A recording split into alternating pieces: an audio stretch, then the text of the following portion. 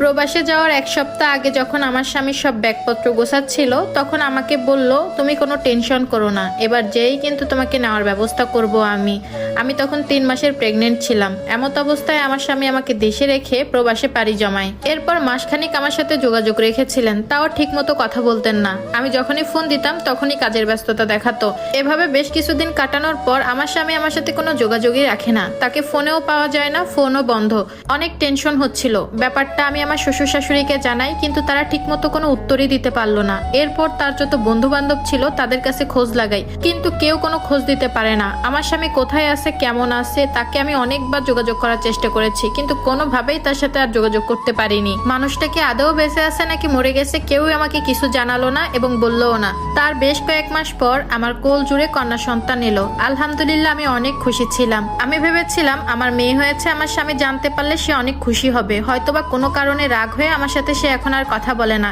কিন্তু মেয়ের নাম রাখা হয়ে গেল, এর মাঝেও তার কোনো খোঁজ পেলাম না। এরপর হঠাৎ একদিন তার ফোনে কল দিতেই দেখলাম যে রিংটা বাজতেছে, কিন্তু বেশ কয়েকবার ফোন দেওয়ার পরও আমার স্বামী আমার ফোনটা ধরলো না। এমন করে মাসের পর মাস কেটে যাচ্ছিল। এর ভিতর আমার মেয়ের প্রথম কথা বলা, প্রথম হাঁটা, প্রথম মা বলে ডাকা, সবকিছুই আমি একা উপভোগ করতে লাগলাম। কিন্তু তার বাবাকে কখনো এসব দেখানোর সুযোগটা আমার হয়নি। হঠাৎ করে একটা মানুষ কিভাবে উদা হলো, তার কোনো খোঁজ নাই। এই 1 বছর হতে যাচ্ছে, সে কি আমার উপর কোনো রাগ করেছে? তার মা বাবা বন্ধু বান্ধব কেউই আমাকে কিছু বলে না। কিছু জিজ্ঞাসা করলে তারা চুপ করে থাকে, বলে আমরা কিছু জানি না। তবে এর মাঝে বহুবার আমার শাশুড়ি চেষ্টা করেছে আমাকে ওই বাড়ি থেকে তাড়িয়ে দেওয়ার জন্য।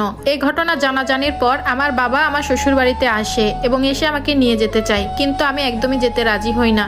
হয়তোবা আমার স্বামী আমার উপর কোনোভাবে রাগ করেছে, এই জন্যই আমার সাথে কোনো যোগাযোগ রাখে না। কিন্তু একদিন না একদিন তার রাগ ভাঙবে। তারপর আমার বাবা আমাকে নিতে পারেনি, কিন্তু আমার বাবা আমার শাশুড়ির কাছে বলে যায় তার মেয়ে এবং তার নাতনির খরচ সম্পূর্ণই সে দিবে, তাদের কোনো খরচ দেওয়ার দরকার নাই। এভাবেই বাবার কাছ থেকে টাকা নিয়ে চলতাম। মেয়েটা আস্তে আস্তে বড় হচ্ছে, স্কুলেও ভর্তি করলাম। দেখতে দেখতে 10টা বছর কেটে গেল। আর এই 10টা বছরে যে কত কিছু হয়েছে বোন, কতটা কষ্ট করেছি, কতটা চোখের পানি ফেলেছি, তা এখন শুধু গল্প মাত্র।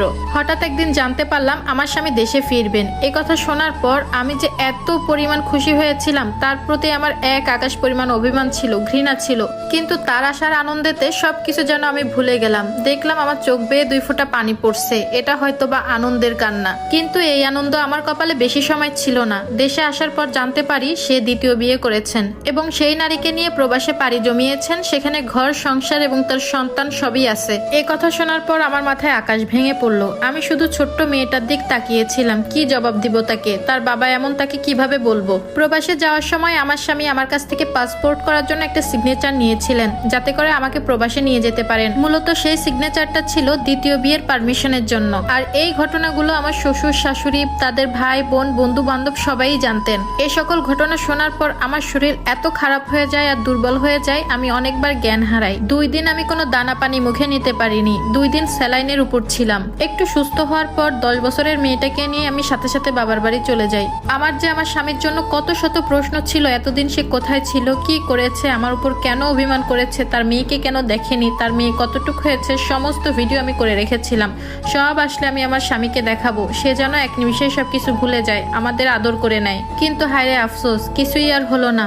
অনেক কষ্ট পেয়েছিলাম আমি সেদিন। আমার স্বামী দেশে আসার পর মাত্র কয়েক মিনিটের জন্য তার সাথে কথা বলেছিলাম এসব বিষয় নিয়ে। আমি যখন রাগে কষ্টে বাবার বাড়িতে চলে আসি, তখন আমার স্বামী নাকি অনেক রাগ করেন। তিনি সবাইকে বলেন এভাবে মেয়েকে নিয়ে একেবারে চলে যাওয়া আমার একদমই ঠিক হয়নি। আমি খুবই অভদ্র, আমার মতো স্ত্রীকে সে রাখবে না, সে ডিভোর্স দিতে চায়। আমারও আর কোনো আক্ষেপ ছিল না, কিন্তু বাবা নামের কলঙ্ক একটা। আমার মেয়ের সাথে একটা বারের জন্য সে দেখা করেনি। এরপর কেটে গেল 17-18টা বছর। আমার মেয়েও বড় হয়েছে, মেয়েকে বিয়ে দিয়েছি। আমার মেয়ের কোল জুড়ে একটা পুত্র সন্তান হয়। আর সেই সন্তান হবার কথা শুনে আমার স্বামী এই দীর্ঘ 17-18 বছর পর তাকে দেখতে আসে। আমার মেয়েটাও তার বাবার উপর অতটা রাগ করেনি, কারণ তার বাবার এত সব কাহিনী আমার মেয়েকে আমি ততটা বলিনি কোনোদিন। আমার মেয়ের মুখ থেকে শুনেছি তার বাবা নাকি এখন আমার সাথে দেখা করতে চায়, আমার সাথে একটু কথা বলতে চায়। তার বউ বাচ্চারা এখন নাকি তার খোঁজ নেয় না। 2-1টা রোগও বেঁধেছে তার শরীরে, খোঁজ না নেওয়ারই কথা। কারণ সে প্রবাস জীবনে যত টাকা পয়সা ইনকাম করেছে সবকিছু তার ওই বউয়ের নামেই করেছিল। বউটা দেখতে নাকি অনেক সুন্দরী ছিল,